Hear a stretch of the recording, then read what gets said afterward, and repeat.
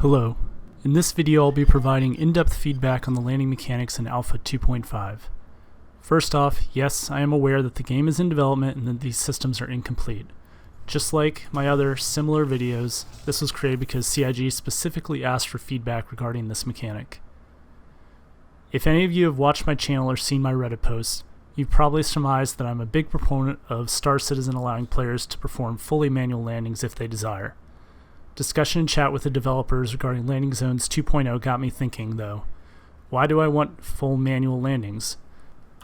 After mulling it over for a few days, and remember that this is my opinion, I came up with three main reasons. 1. To me, manual landings are fun. 2. There's no reason to not allow it. And 3. Because, in my opinion, the current implementation of manual landings doesn't feel satisfying and limits gameplay. But before I explain these reasons, I'll need to explain where the implementation of landing mechanics are right now so that I can point out the issues with manual landings as they are on the PTU. First, in no place in this video am I discussing automated landings or the availability of automated landings or whether or not a player is forced to use automated landings at busy spaceports to protect those around him. That's a different topic that I don't intend to comment on because those considerations aren't really implemented right now. What I can say right now is that automated landings on the PTU work very well in terms of functionality. Landing in 2.5 is incredibly simple. When you want to land, you press N. I'll explain exactly what that does in a minute, but after pressing N, you can fly to the landing pad and set down manually, or you can fly near the pad and then press and hold the N key again and the computer will perform a nice, slow automated landing.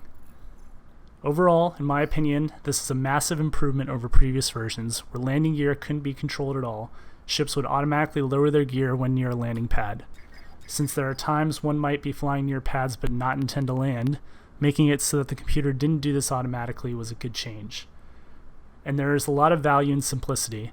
Press N and then land, press N again if you don't want to land anymore. Easy.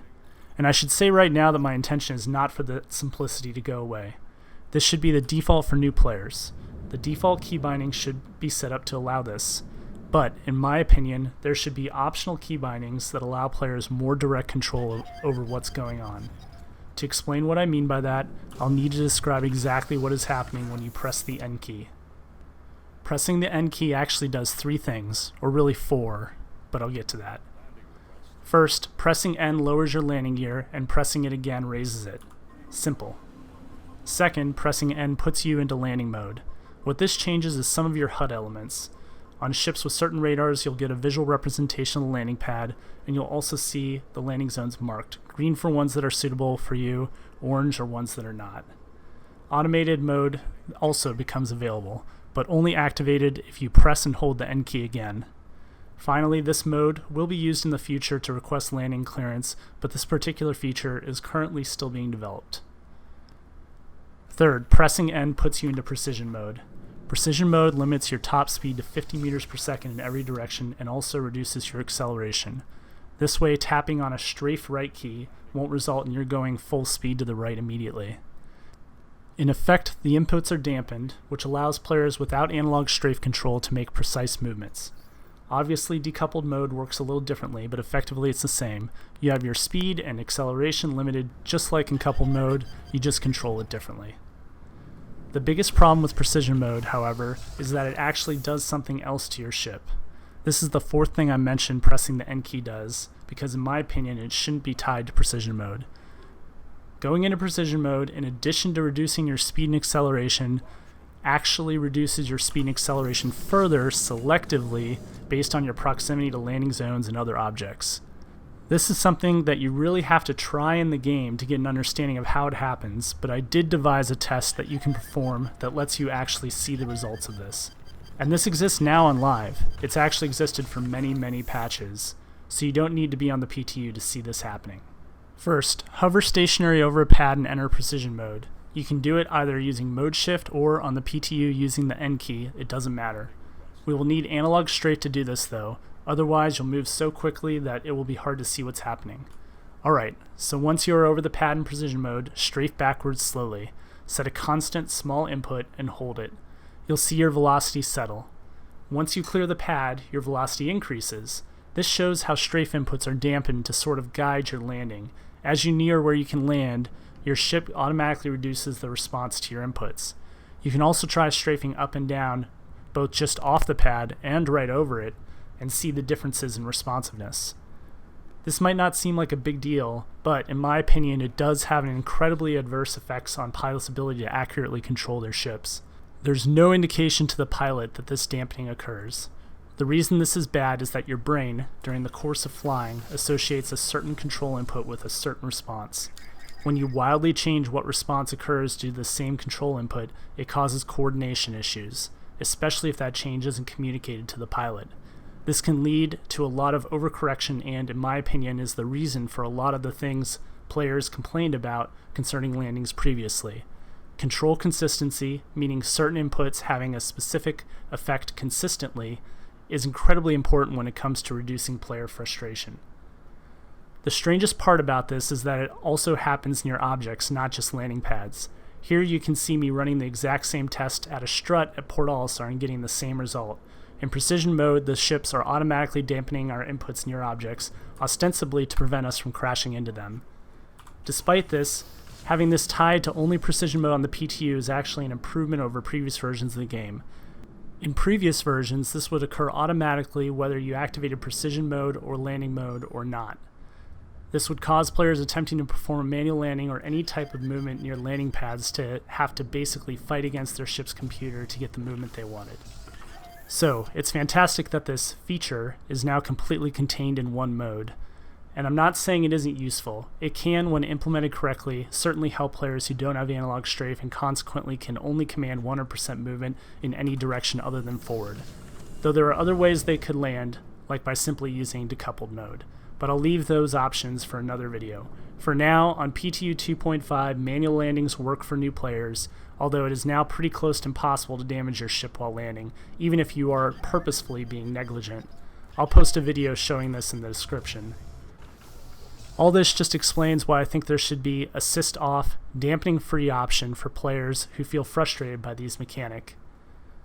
And now that these features are all isolated into precision mode, the simple solution would just be to allow pilots to lower their landing gear without going into precision mode.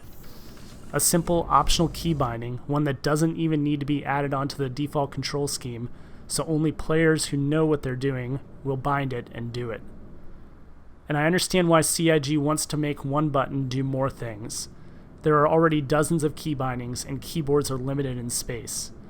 It's the same reason that G-Safe and ComStav are once upon a time on a round robin, why switching from decoupled to coupled mode still changes your throttle setting, and why flight mode shift is still on a very wonky and frustrating round robin. They designed the control features around the keyboard first, and that's fine, because let's face it, most players use keyboard, so the experience has to be good for them. And I'm not saying that CIG won't ever let us have different buttons for, say, precision, SCM, and cruise mode, or that they need to fix this right now. But it would be nice if, after 9 months of a feature being implemented, we finally had control bindings for the feature that actually worked well for joystick users. I'm worried that the same thing could happen with these semi-manual landing modes, which were clearly designed with keyboard users in mind, and once again, I'm fine with that being the priority and with it remaining the default for a new player. So, now that I've explained the problems with the current implementation of manual landings, I'll give my thoughts on why I think it's important to have manual landings in a game like this. Number 1, it's fun.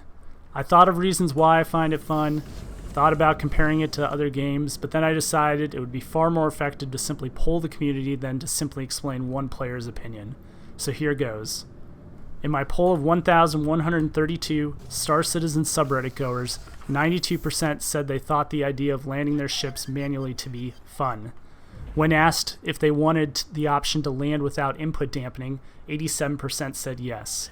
About 70% of respondents said that they wanted the ability to lower their landing gear without activating precision or landing modes.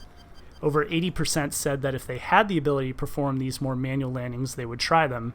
Finally, 69% said that this topic is somewhat important, or very important, and that they'd like to see these features implemented before game release. Number 2, there's no reason not to. We've had manual gear deployment and retraction before in very early versions of the game. The binding still exists in some of my custom XMLs.